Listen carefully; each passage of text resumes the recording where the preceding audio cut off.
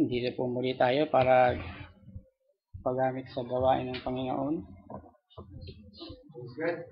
Bagaman hindi nakaalis yung kaba, nagiging natural na po yata talaga. Nagkaroon na ng nervyos.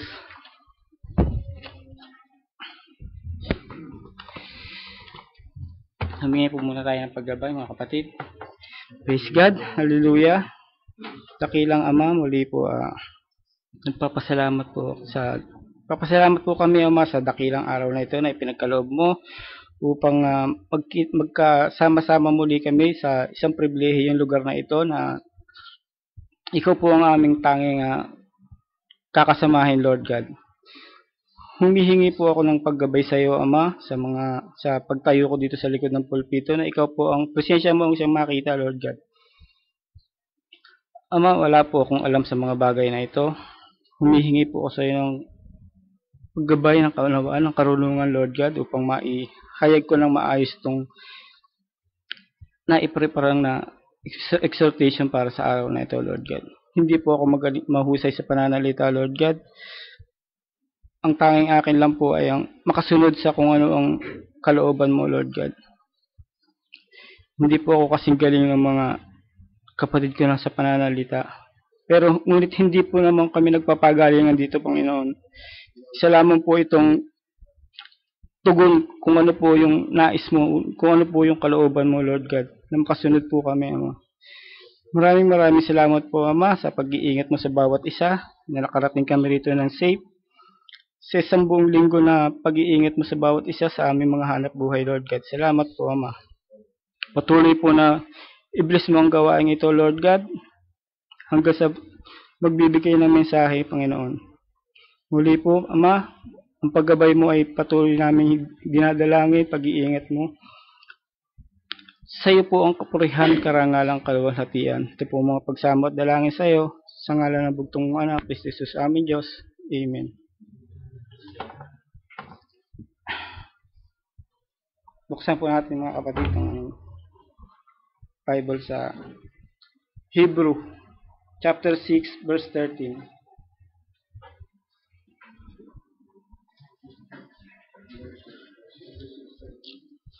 Hebrew 6:13. Sabi po dito, okay na po mga. Sabi po dito, for when God made promise to Abraham, because he could swear by no greater, he swore by himself, saying, surely blessing I will bless thee, and multiply I will multiply thee. And so after he had patiently endured, he obtained the promise. For men verily swear by the greater, and an oath for confirmation is to them an end of all strife. Wherein God, willing more abundantly to show unto the heirs of promise the immutability of his counsel, confirmed it by an oath, that by two immutable things, in which it was possible for God to lie, we might have a strong consolation, who fled for refuge to lay hold upon the hope set before us. Basahin ko lang po sa Tagalog, mga kapatid. Sapagkat nang mangako ang Diyos kay Abraham, palibhasa hindi niya maipanumpa ang anumang lalong mataas, ay ipinanumpa ang kanyang sarili. Na sinasabi, tunay na pagpapala ay pagpapalain kita, at sa pagpaparami ay pararamihin kita. At sa ganito, na makapaghintay na may pagtitiis, ay nagtamo siya ng pangako. Sapagkat ipinanunumpa ng mga tao ang lalong mataas, at sa bawat pagtatalo nila ay ang sumpa sa pagpapatotoo ang siyang katapusan. Sa ganito, sa pagkaibig sa Diyos, na maipakitang lalong sagana sa mga tagapagmana ng pangako, ang kawalan ng pagbabago ng kanyang pasya at ipinamamagitan ng sumpa. Upang sa dalawang bagay na di mababago, na di maaaring ang Diyos ay magbulaan, ay magkakaroon tayo ng isang matibay na kasiglahan. Tayong nagsitakas na sumakanlong upang mangapit sa pag-asang nalalagay sa ating unahan. Pagpalain ng Diyos ang kanyang mga banal na salita. Makakaupo na tayo mga kapatid.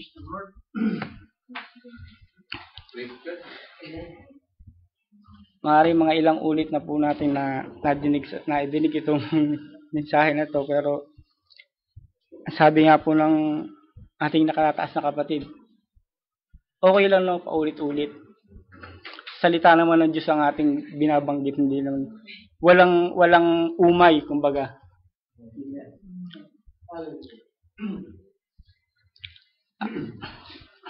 Ang ipinamagat po ng prophet sa is confirmation and evidence.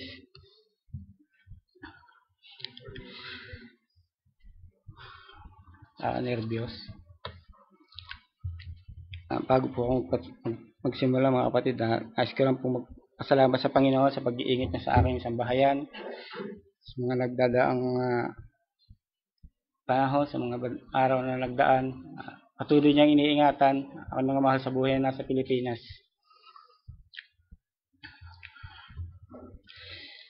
So, napakahirap pong tumayo dito sa pulpito. Parang nababalik po yung days na nag-aral, yung pag-aaral na bagong pasok ka sa eskwelahan, bagong teacher yung papasok sa'yo.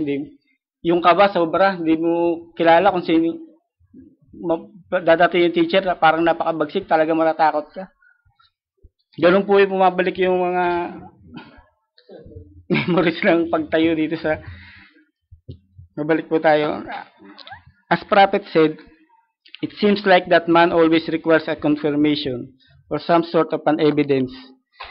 And so much more as this time of age of skeptics, that we're living, everything must be confirmed. It must be an evidence to it. And the evidence of confirmation gives us a surety of what we are looking for. Sa panahon ngayon, talaga pong yun ang hinahanap ng mga tao, yung confirmation at evidence.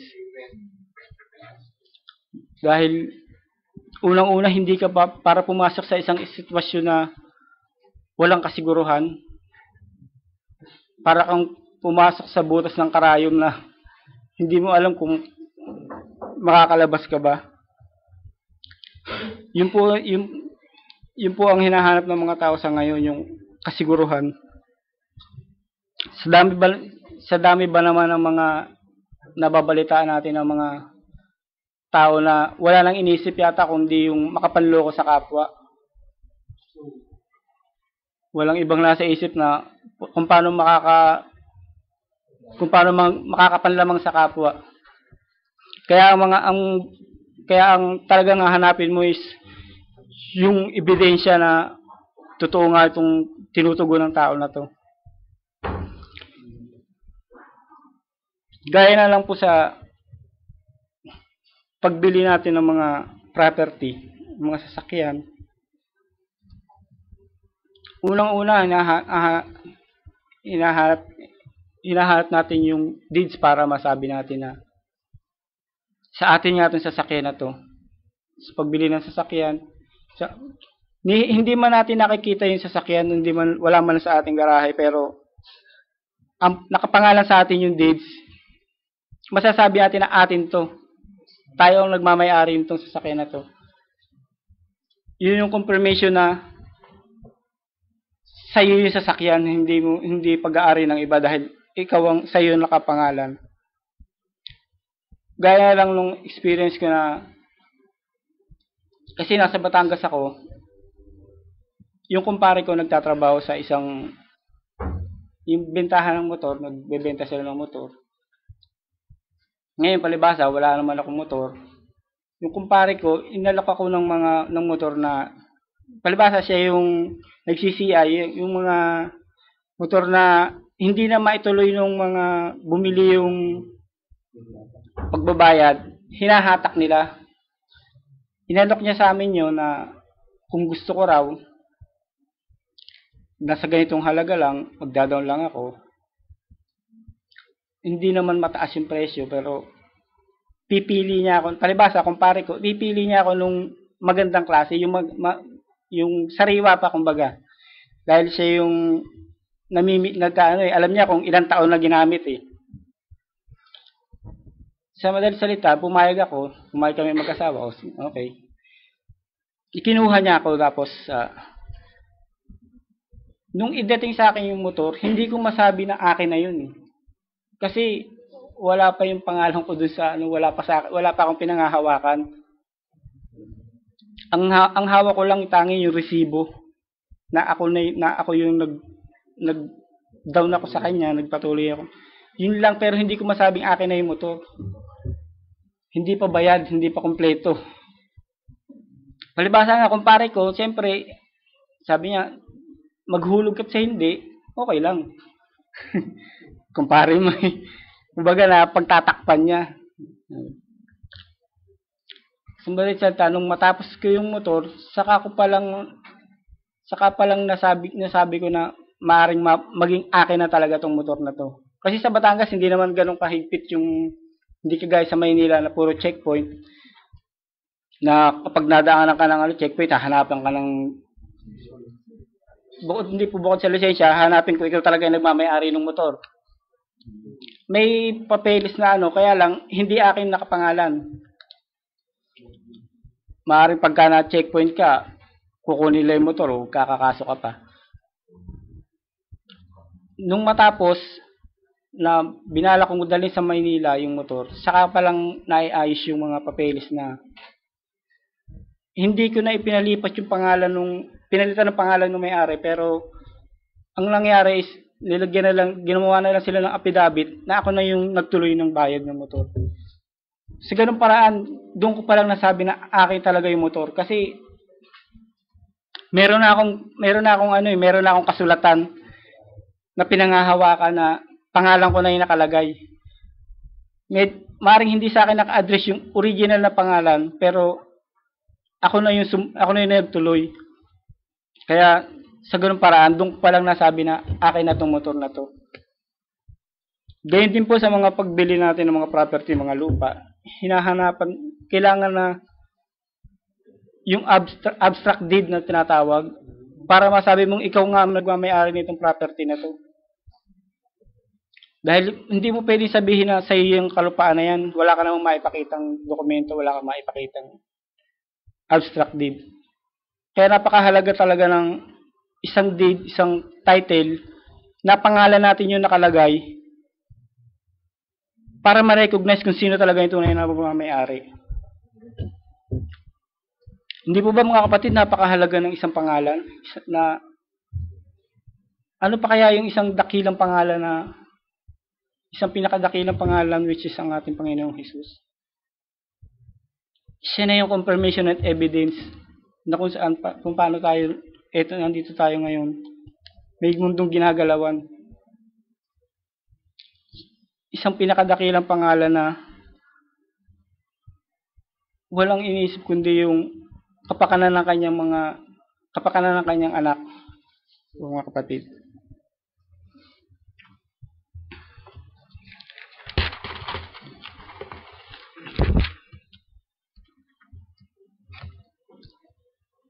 Praise God. Sabi nga lang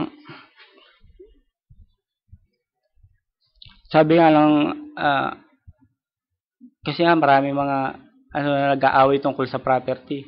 Pero itong isang napakadakilang pangalan na to, ito yung nagmamay-ari ng lahat ng property na pinagtatalunan ng mga tao.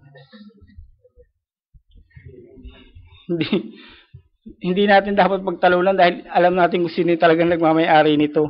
Wala tayong maaangkin dito. Dahil isa lang yung pinakadakilang pangalan na nagmamay-ari ng lahat ng to. Siya na yung confirmation at evidence ng mundong ginagalawa natin. Sabi nga sa Hebrews 11. Sabi po sa Hebrews 11:1. Now faith is the substance of things hoped for, the evidence of things not seen. Ang pananampalataya ay isang kapanatagan sa mga bagay na hinihintay, ang katunayan ng mga bagay na hindi nakikita. Sabi ng prophet. It is a substance. It isn't a hope. Most people come with hope, but faith is a substance. It isn't something that you're hoping for. When faith is taking a hold, you have a substance, not just a myth. So gawa-gawa lang. You've got a hold of something, you know it. Nothing shakes you from it. It's yours. You're positive. You have it in your hand. You've got it. It's your possession. Totoo naman mga kapatid, kung nasa atin ang faith, andun yung kapanatagan. Ang kapanatagan natin sa mga bagay na hinihintay natin, sa katuparan ng mga pangako ng Diyos sa atin, ito lang yung matibay na sandata na panghahawakan natin ukol sa mga salita ng Diyos. Yung faith. Sabi nga faith is a substance, sustansya. Lagyan natin sa sitwasyon na kakain tayo ng mga junk food. Ano bang sustansya meron sa junk food? Di ba wala? Maaring sakit pa maging dulot nito sa atin pagka sa patuloy na pagkain ng junk food. Maaring sakit pa ang idulot sa katawan natin. Nasaan doon yung kapanatagan? Di ba mababahala tayo kasi kakain ka ng junk food imbis na lumakas ka, parang nagkakasakit ka pa.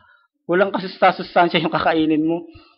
Pero kung kakain tayo ng mga masustansya, mga pagkain, gulay, prutas, sika, mga masustansya, hindi ba nandun yung panatag tayo na magdudulot ito ng mabuti sa katawan natin? Parang faith, mga kapatid. Something na hinahawakan na natin, hawak-hawak natin. Magdudulot ito ng kapanatagan sa atin sa mga bagay na ninanais natin. Ukol sa pangako ng Diyos, sumunod ka lang sa mga salita ng Diyos, manampalataya ka sa Kanya. Ano ba, gasino na yung mga bagay na hinihingi natin? Napakaliit na bagay niya sa Diyos. Walang imposible sa Diyos. Isa pang sitwasyon na, halimbawa, nagugutom ako. Yung halos ikamatay ko na yung kagutuman. Pero merong isang balot ng tinapay na maaaring makapagsalba sa yung sa kagutuman ko, halos mamamatay na eh. Halos wala na, hinang-hina ka na kasi gutom ka na. Pero merong isang balot ng tinapay na maaaring makapagsalba sa buhay ko. Kung makakakain ako ng tinapay na yun, babalik ang lakas ko.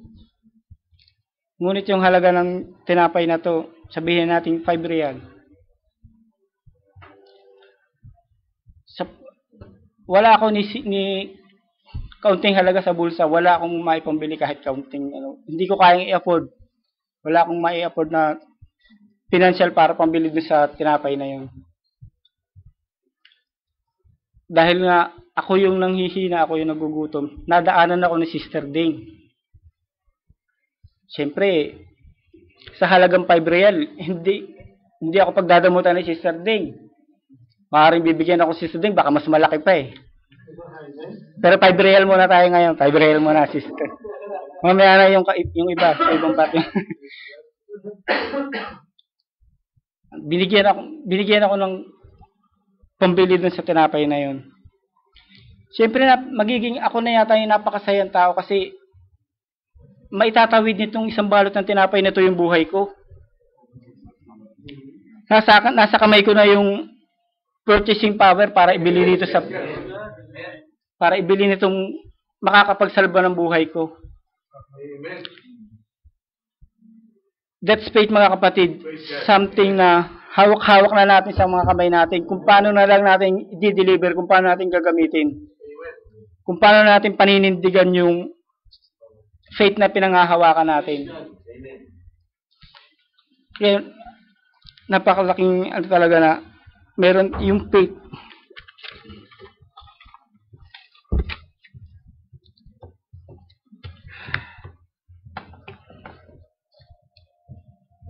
Sabi nga sa 3, through faith we understand the words were framed by the word of God, so that things which are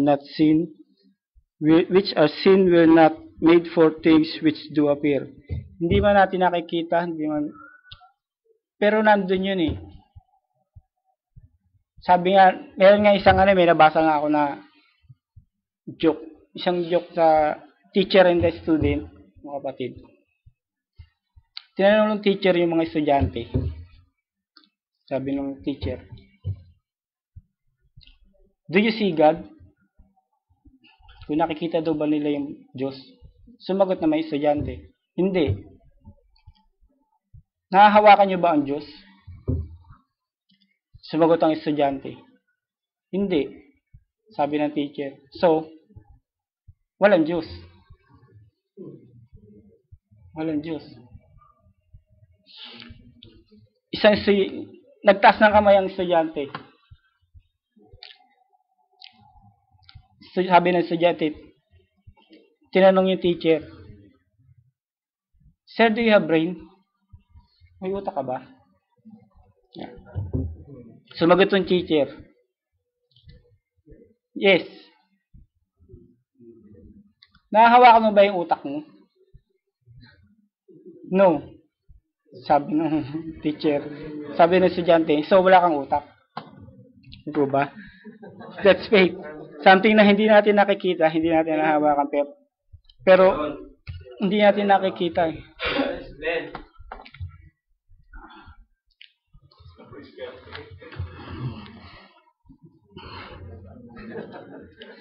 Nadali din yung teacher, no, mga kapatid. Hindi siya nakaporma eh. Sabi sa John 5:19, Then answered Jesus and said unto them, Verily, verily, I say unto you, the Son can do nothing of himself, but what he seeth the Father do. For what things soever he doeth, this also doeth the Son likewise. Yun na yung ebidensya and confirmation and evidence, mga kapatid, di po ba?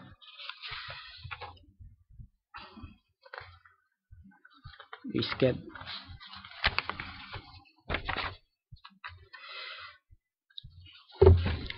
Napakasarap talagang panghawakan ng ng faith. Dahil walang bagay na hindi darating sa atin kung meron tayong pananampalataya sa Diyos. Amen.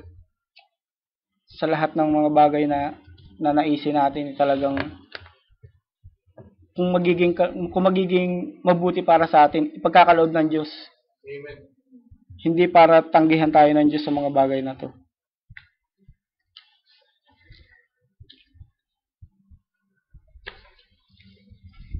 The prophet said, when God comes into our midst and proves himself to us, and giving us the Holy Spirit, speaking with tongues, and giving interpretation, sending gifts among us, like that, our prophecy stands a certain place, and says a certain thing, and does a certain thing, and proves it time after time.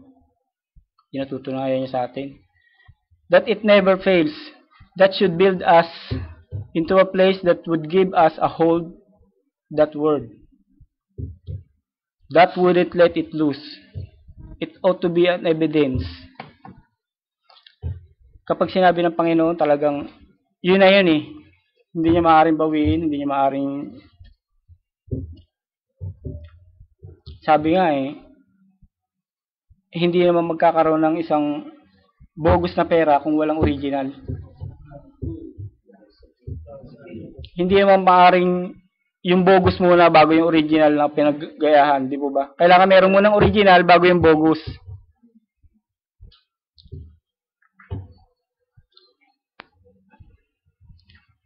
As sure as there is false, there's got to be a real. There got to be a real one that it's made of. So there's a real Holy Spirit, real divine healing, a real power of God. A real power in the Word. And that is the confirmation. Something that anchored. Yung nandun na, naka-anchored na sa atin.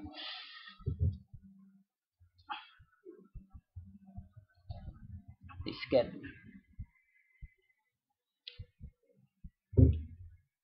Now faith. God told Abraham, yung pangako ng Diyos kay Abraham. And God confirmed this promise to him. Give him an evidence by taking an oath for him. Biro mo lang ako ang Diyos kay Abraham. Ipinanumpa niya pa, mga kapatid. And the immutable thing is that God cannot lie. And not only that, when He promised him, then beyond that, He swore to it. God taking an oath to Himself. Sapagkat wala nang mas mataas pa sa Diyos, ipinanumpa niya ito sa sarili niya. Isang pangako na ibinigay niya kay Abraham. Ano pa nga ba gagawin ni Abraham? Diyos na yun nagpangako sa kanya, sinumpa pa mismo sa sarili ng Diyos. Hindi mo pa ba panghahawakan yun? Pangako na yun?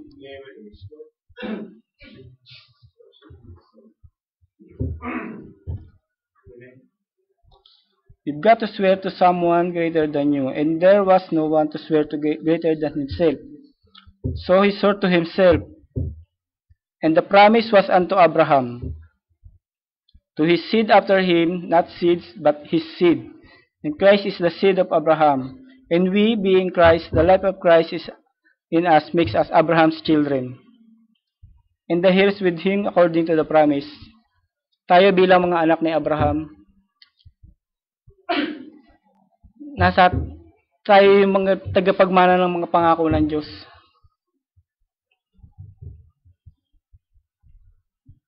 Tuloy ka mga kapatid. And Abraham, after he had received the promise, staggered not the promise by unbelieving. Hindi siya natinag. Matatag siya sa pangako ng Diyos. Matatag siya sa kanyang pananampalataya. But was strong, giving glory to God for 25 years. And it was an impossible thing almost. Totoo naman mga kapatid, di po ba? Sa edad nila na 75 at sa edad ni Sarah na 65, sinong tao mag-aakala na magkakaroon pa ng anak tong isang 65 years old? And hindi naman ibinigay ng Diyos agad sa edad na ganong edad niya. Napakaraming taon pa yung lumipas. Napakaraming taon pa yung binilang bago pa ipinagkaloob ng Diyos ko yung pangako na yun. As passed by, sa tuwing tatanungin ni Abraham si Sarah, meron na bang pagbabago? Sabihin ni Sarah, wala pa. Glory to God. Darating yan. Pagkakaloob ng Diyos yan.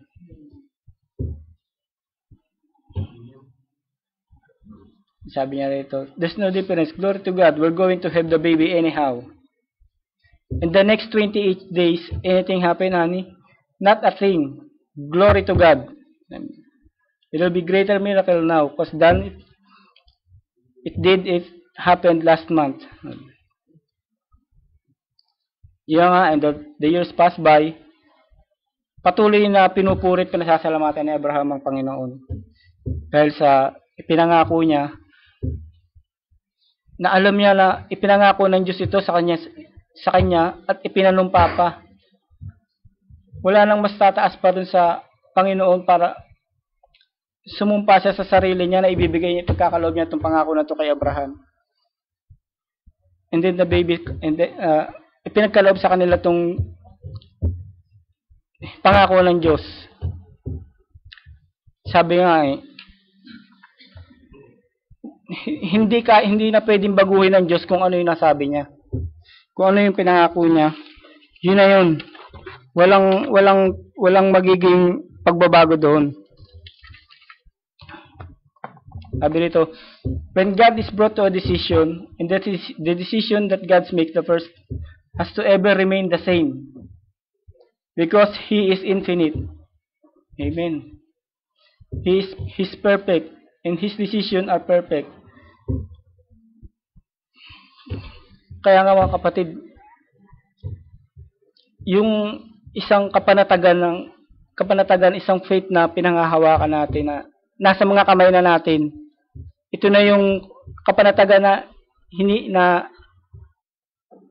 ibigay natin sa Diyos lahat ng mga mga suliranin, mga kahilingan natin. Nga lang, kailangan na maglingkod tayo ng tapat sa Diyos. Ganapin natin kung ano yung ayon sa kalooban ng Panginoon. Hindi naman tayo pwedeng humingi lang ng humingi. Panginoon, pengi ako nito, pengi ako nito, pengi ako nito. Panginoon, ibigay mo naman po, kaloob mo naman po sa akin ito, pero ikaw naman, binabaliwala mo naman yung Panginoon, puro hingi lang. Parang hindi naman yata maganda kung sa atin nga mga literal na yung isang tao hihingi lang ng hihingi sa'yo, di ba? Tapos wala ka man lang makitang effort man lang, halimbawa gumagawa man lang siya ng kabutihan sa sambahayan mo, sa mo, tumutulong man lang sa'yo. Sino ba naman lang hindi sasama ang loob? Ngayon, kung hihingi tayo ng hihingi sa Panginoon, tapos hindi naman tayo nag-e-effort para ganapin kung ano yung nasa kalooban niya, kung ano yung mga nais niyang ipagawa sa atin bilang anak ng Diyos, baka sumpahin pa tayo ng Diyos sa ganung paraan, pagka hindi na hingi ka ng hingi sa akin, tapos hindi ka man tumutupad sa mga pangako ko, sinusuway mo pa ako. Yung faith na pinagkaloob ng Panginoon, pinangako ng Panginoon, na yun na lang ipangahawakan natin, mga kapatid. Lumakad tayo ng mabuti ayon sa kalooban ng Diyos. Panghawakan natin yung faith na para sa Panginoon, na sa bawat kahilingan natin, ipagkakaloob ng Diyos to. Mga ganung bagay, mga kapatid, 100% pagkakaloob ng Panginoon. Kung ang mga bagay na ito magiging mabuti para sa atin. Dahil wala namang ibibigay ang Panginoon na makakasama para sa atin. Hindi ka naman bibigyan ng Panginoon ng isang bagay na maaaring maglagay sa'yo sa lugmok na kalalagayan o magiging daan para ikasira pa ng buhay mo. Hindi ka ibibigyan ng Panginoon ng karangyaan na ninanais mo na maaaring sa pagbibigay niya, pagkakaloob niya ng karangyaan na to, baka mapalayo ka lang sa Kanya.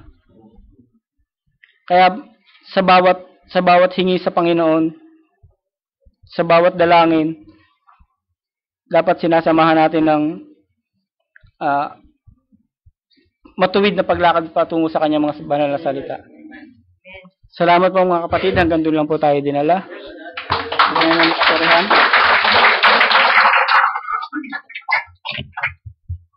Isket.